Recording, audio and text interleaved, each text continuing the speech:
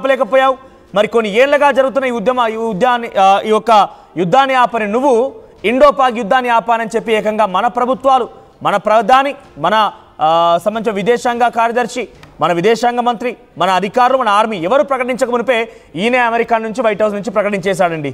నేను ఆపేశాను, నా వల్లే ఆగిపోయింది, ట్రేడ్ కారణంగానే నేను చెప్పడం వల్ల ఇద్దరు ఆగిపోయారని చెప్పుకొచ్చాడు.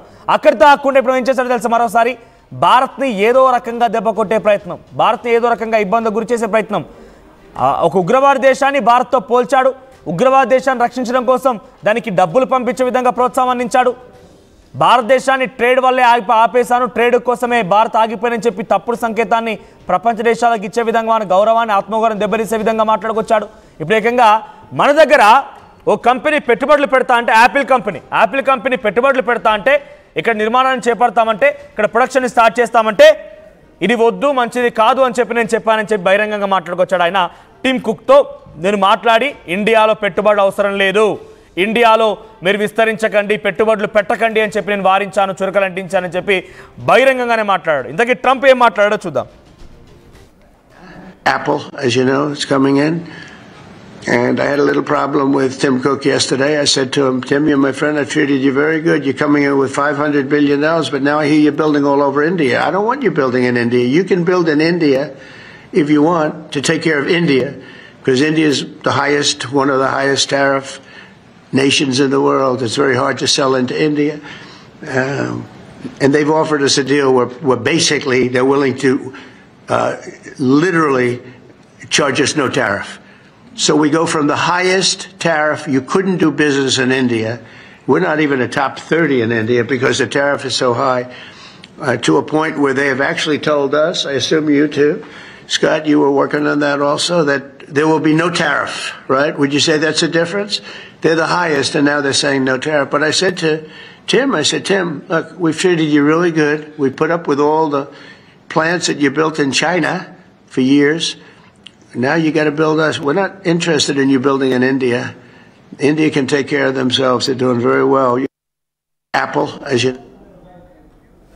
రైట్, ఇరియానే మాట్లాడుతున్న మాటలు. ఇండియాలో పెట్టుబడులు పెట్టాల్సిన అవసరం లేదని చెప్పి నేను యాపిల్ కంపెనీ వారించాను, టిమ్ కుక్తో మాట్లాడాను, ఇండియాలో పెట్టుబడులు వద్దని చెప్పాను.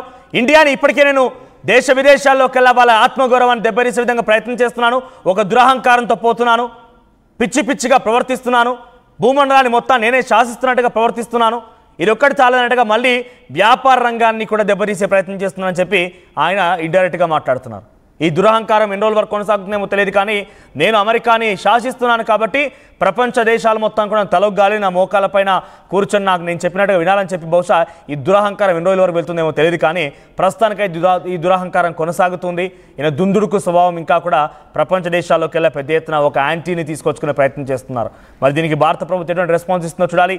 మా ప్రతినిధి సచిన్ అందుబాటులో ఉన్నారు. సచిన్, సో డొనాల్డ్ ట్రంప్ దుందుడుకు స్వభావం కానివ్వండి, దురహంకారం ఇంకా మారడం లేదు. ఇప్పటికే ఇండోపాక్ యుద్ధాన్ని నేనే ఆపానంటూ ప్రగల్భాలు పలికిన డొనాల్డ్ ట్రంప్ మళ్ళీ ఇండియాకు వచ్చేటువంటి కొన్ని పెట్టుబడులను సైతం ఆపేస్తున్నాడు. అంటే ఆయన స్వభావం ఏంటి, ఆయన ఆలోచన విధానం ఏంటి, ఆయన ఈ రకంగా ప్రవర్తించగల కారణం ఏంటి, ఇంకా ఈ స్వభావం మారకుండా ఈ రకంగానే కొనసాగితే భారతదేశం ఏ రకంగా ఇబ్బంది పడవచ్చు, భారత ప్రభుత్వం రెస్పాన్స్ ఏముండే అవకాశం ఉంది? భారత ప్రభుత్వం ఇబ్బంది పడదు, భారతదేశానికి ఏం పెద్ద నష్టం కూడా కాదు. ఎందుకంటే ట్రంప్కి అర్థం కాదు ఏంటంటే 150 కోట్ల మంది ఉన్న జనాభా. ఇప్పుడు ట్రంప్ లాంటి వాడు కావచ్చు, లేకపోతే వేరే దేశం కావచ్చు, ఏదైనా భారత్ నుంచి చూస్తే ఎందుకు వస్తుందంటే 150 కోట్లు ఉన్న జనాభా. సో మనం టాప్ 3కి సంబంధించి మాట్లాడుకునే సందర్భంలో టాప్ 1 ప్లేస్ మనం కొట్టేస్తాం జనాభా పరంగా. కాబట్టి ఇప్పుడు ఏ దేశంకైనా మన దేశం అవసరం ఉంది వాళ్ళ సేల్స్ ను పెంచుకోవడానికి. ట్రంప్ కూడా అదే కోవలో వెళ్లే ప్రయత్నం చేస్తున్నాడు. కానీ ట్రంప్కి అర్థం కాని భాష ఏంటంటే, ట్రంప్కి అర్థమయ్యే భాషలో చెప్పాలంటే, if you give a tit we have a tag for you. నువ్వు దెబ్బ కొట్టే ప్రయత్నం చేస్తే నీకు అదే రకంగా దెబ్బ కొట్టే ప్రయత్నం చేస్తాం. What Trump should know that we are 150 crores of people with our diaspora, excluded our diaspora. So ఇది ట్రంప్కి అర్థమైతే చాలు. కేవలం 150 కోట్ల మంది భారతీయులే కాదు. ఈ రోజు ట్రంప్కి అర్థం కానిది ఏంటంటే, ట్రంప్కి ఈక్వల్ గా పోటీలో నిలిచింది కమలా హ్యారిస్, భారత మూలాలున్న వ్యక్తి. సో కాబట్టి ఏదో రోజు ట్రంప్కి తగిన బుద్ధి ప్రపంచం చెబుతుంది, దాంట్లో భారతీయులే చెప్తారు. But coming to this day, ఈ రోజు ట్రంప్కి ఏమెక్కింది అనే అంశాన్ని సంబంధించి మాట్లాడుకుంటే, ఈ రోజు విదేశీ పర్యటనలో ఉన్నాడు ట్రంప్. మరీ ముఖ్యంగా గల్ఫ్ పర్యటనలో ఉన్నాడు. గల్ఫ్ పర్యటనలో ఇటు సౌదీతో మాట్లాడుకున్నాడు, సౌదీతో డీల్ వాళ్ళు కుదుర్చుకున్నది మనకి నచ్చలేదు, మొహం మీదే చెప్పేశాడు వాళ్ళకి. సో ఏదైనా బిజినెస్ ఆఖరికి దేశం పరువును కూడా వ్యాపారంతో ముడిపెట్టిన మూర్ఖుడు ఎవడైనా ఉన్నాడంటే వాడికి ట్రంప్ అనే పేరు పెట్టడంలో నిర్మోహమాటంగా చెప్పచ్చు. సో ప్రస్తుతం అటువంటి పరిస్థితి సౌదీ అరేబియాతోనే అదే సిచ్యువేషన్ ఉంది. ఇంకొక నేను ఇంట్రెస్టింగ్ మాట చెప్పే ప్రయత్నం చేస్తాను. సిరియాకి సంబంధించిన వాళ్ళతో కూడా డీలింగ్కి వెళ్ళినప్పుడు వ్యాపార కోణం అక్కడ కనిపిస్తోంది.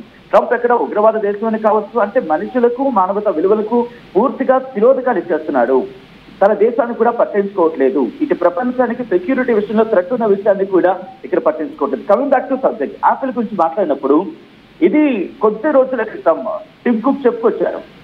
ఏదైతే విడిభాగాలు ఉంటాయో వాటికి సంబంధించిన కూర్పు అంటూ ఉంటాం కదా, సాధారణంగా అసెంబ్లింగ్ ఈ పదం మనం వాడుతూ ఉంటాం, అది మనకి ఇండియాకి తీసుకొచ్చే ప్రయత్నం జరుగుతోంది. ఇది ఏమీ ఓన్ ఇంట్రెస్ట్ అయితే కాదు. ఎందుకు కారణం ఏంటంటే వాడు వీడు కొట్టుకుంటే అంటే అమెరికా అని ఒక తలపొగరు ఉన్నాడు, చైనా అనే దుందుడుకు స్వభావం ఉన్న వీళ్ళిద్దరూ కొట్టుకుంటే ఎవరైనా ఏం ఆలోచిస్తారు? ఎటువంటి వ్యాపారవేత్త అయినా ఎటువంటి వ్యాపారం ఏం ఆలోచిస్తాడు? మూడో ఆల్టర్నేటివ్ ఏంటని ఆలోచిస్తాడు.